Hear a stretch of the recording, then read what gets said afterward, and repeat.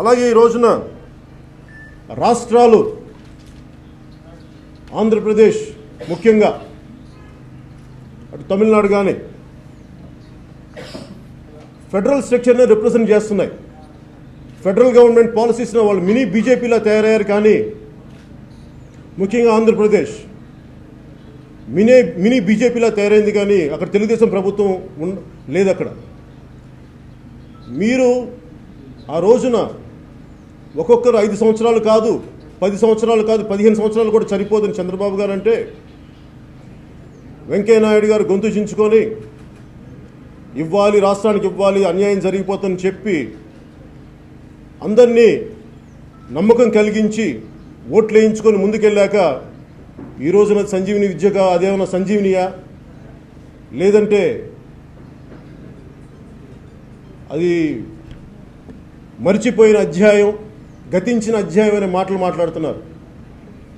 అంటే మీకు ప్రజలంటే వెంకయ్యనాయుడు గారు మీకు ప్రజలంటే ఆటలుగా ఉందా? మీకు మీ ఇష్టానికి ఒక మాట మాట్లాడి ఇంకో రోజు ఇంకో మాట మాట్లాడితే మేము చూస్తా చేతులు కట్టుకొని కూర్చుంటాం అనుకుంటున్నారా? మీరు ఏమనుకుంటారండి?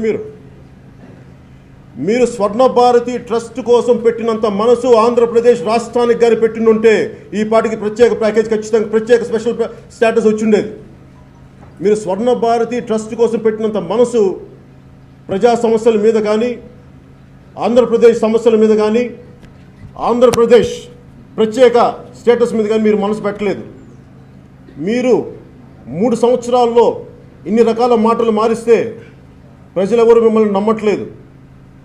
మీరు సన్మానాలు చేయించుకోవచ్చు, ఏదైనా చేయించుకోండి, కానీ మీ మాటలను నమ్మే పరిస్థితిలో ప్రజలు లేరు.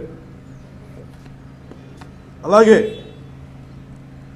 వెంకయ్యనాయుడు గారి పదజాలం ఎలా ఉంటుందంటే స్పెషల్ స్టేటస్ను 5 సంవత్సరాలు కాదు 10 సంవత్సరాలు ప్రసాదిస్తూ ఉంటారు.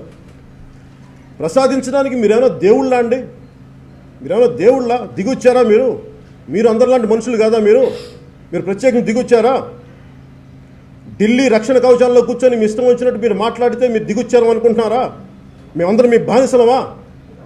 ఏమనుకుంటున్నారు మీరందరూ? మేము ఈ దేశ ప్రజలు మీరు ఇష్టానికి మాట్లాడితే కుదరదు.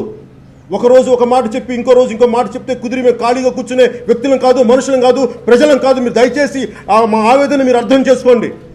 నోటికి వచ్చినట్టు నోటికి ఇష్టం వచ్చినట్టు మీరు 4 మడత తిప్పుతా మాట్లాడితే మేము కూర్చుంటూ సహించేది లేదు. మేము ఇక్కడ